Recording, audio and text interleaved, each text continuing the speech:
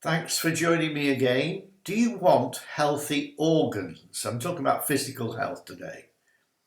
As part of my management training as a school teacher, I was allowed to spend 2 weeks in a city hospital observing how the staff ran the hospital.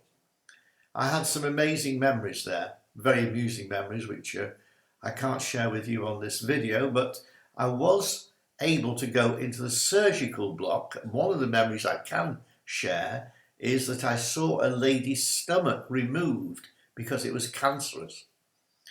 She was opened up completely and I saw all the organs inside her body, how they fulfilled their functions. Just one organ, cancer in the stomach, and she was sick. Her whole body was affected because of the dysfunctionment of one organ.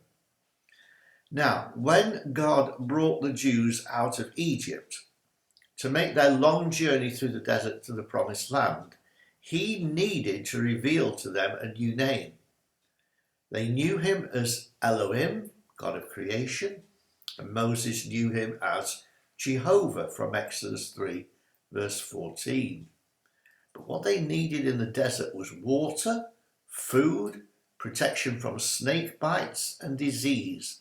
There were no shops and no pharmacies. So they needed medical help, somebody who knew how to fix them if they got sick.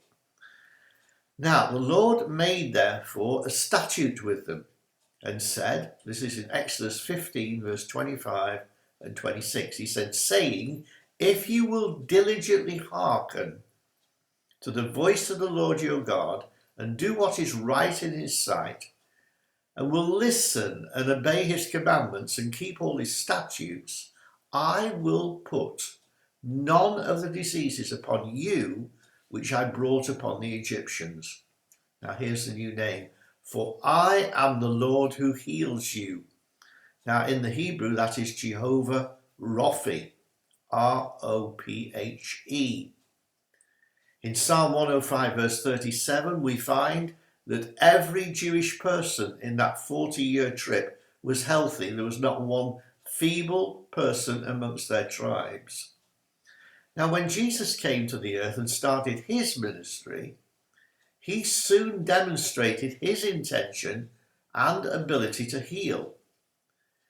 He had not yet been beaten on his back and carried in his stripes in our wounds and our infirmities. He hadn't done that yet. But based upon the prophecy of Isaiah 53 verse 4, he did it. He was able to move on the authority of that prophecy. And he opened blind eyes, an eye is an organ, deaf ears, and here is an organ, made the lame to walk, cleansed lepers, and raised the dead. He then sent out his disciples to heal the sick, cast out demons, raise the dead, and so on. The 12 disciples were equipped and authorized to do this.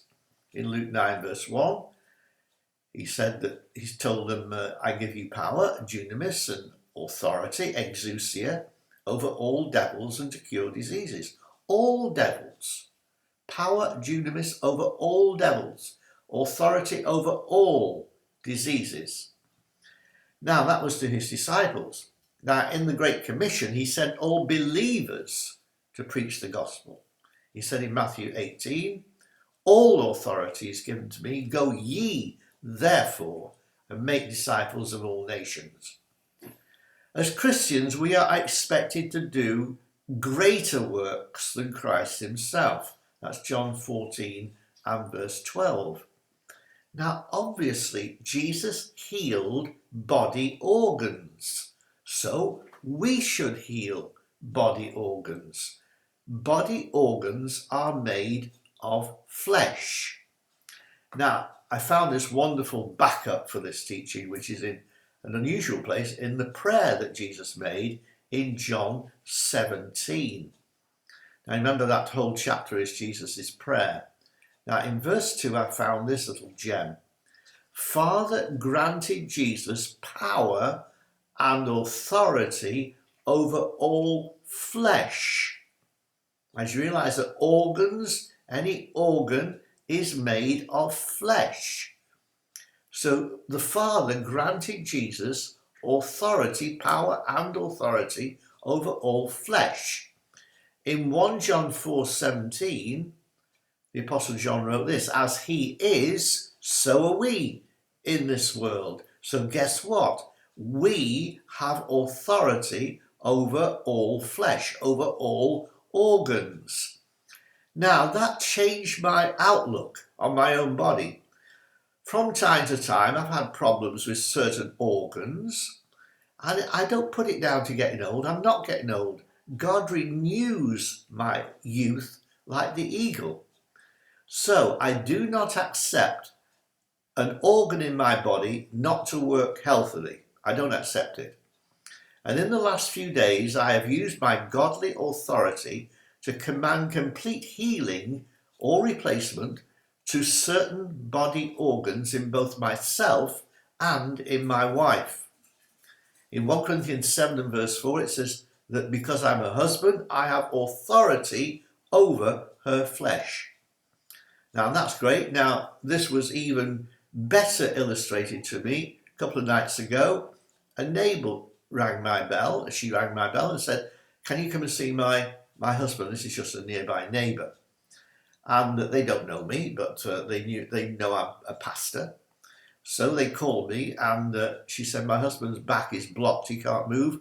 And we're moving house. We've got to drive the other side of the country. So I went over and there was this man on his bed in complete agony. He showed me where the pain was and I touched his back and commanded those muscles. Muscles are organs. I commanded those muscles to be healed. They are now on their way across country to their new home. He's been able to drive. It took him a few more hours for the symptoms to completely subside, but he's well. And my wife even took a photo film of him driving. So I encourage you to use this godly authority. Don't just excuse your body and say, oh, well, it's getting old. Moses at 120 had all his natural force.